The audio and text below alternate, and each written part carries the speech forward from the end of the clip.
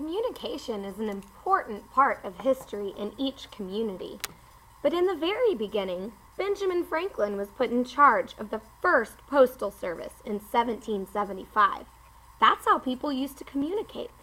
Letters and mail would go by horseback or even stagecoach in the early 1800s. Finally, they developed something called the Pony Express. At the time, they sure thought that this was a quick way to deliver mail. Let's peek in and see a little bit more about the Pony Express. During a time when stagecoaches carried Wells Fargo treasure, a rider and his horse emerged to become an American legend. From April 1860 to October 1861, daring Pony Express riders and their noble steeds carried mail 1,966 miles between Missouri and California, racing across Kansas, Nebraska, Colorado, Wyoming, Utah, and Nevada. This bold idea was the brainchild of businessmen Russell, Majors, and Waddell. They established the Central Overland California and Pikes Peak Express Company to prove that mail carried by horse and rider could deliver important letters and business communication faster. Mail carried by horseback relay could be delivered in 10 days, while mail by stagecoach took twice as long. To stock relay stations every 12 miles, 500 horses were purchased, over 200 men hired, and stations built where there were no existing stage stops.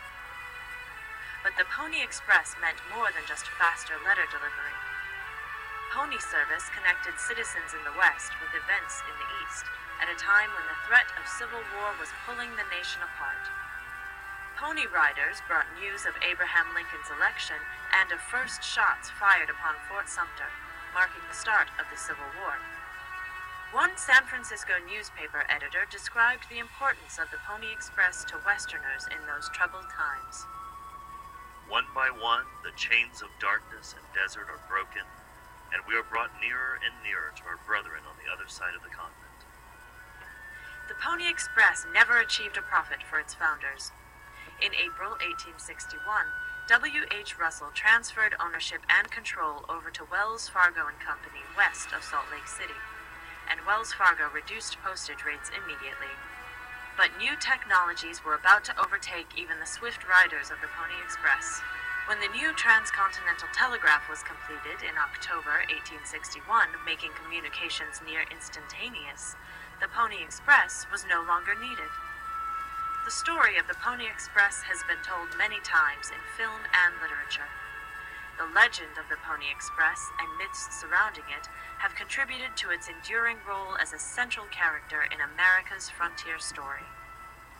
For 19 months, dashing Pony Express riders carried 35,000 letters across the frontier. Wells Fargo is proud to have played a part in operating this larger-than-life Western legend.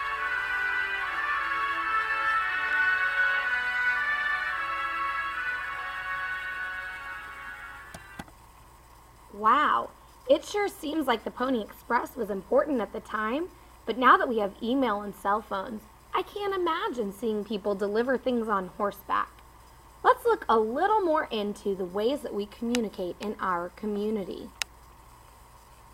As communities grow and change, the way people live and do things changes too. In a small community, people live close together and may talk to other people in the town at the grocery store or on the street. When there are fewer people in a community, they tend to see each other more often. As a community grows and technology develops, people are able to continue to communicate with each other, even though they are further away. When there are a lot of people living in one place, you are less likely to know all the people you run into at the store. So people use telephones, make plans about where and when to meet for a conversation, and use computer email to communicate to one another.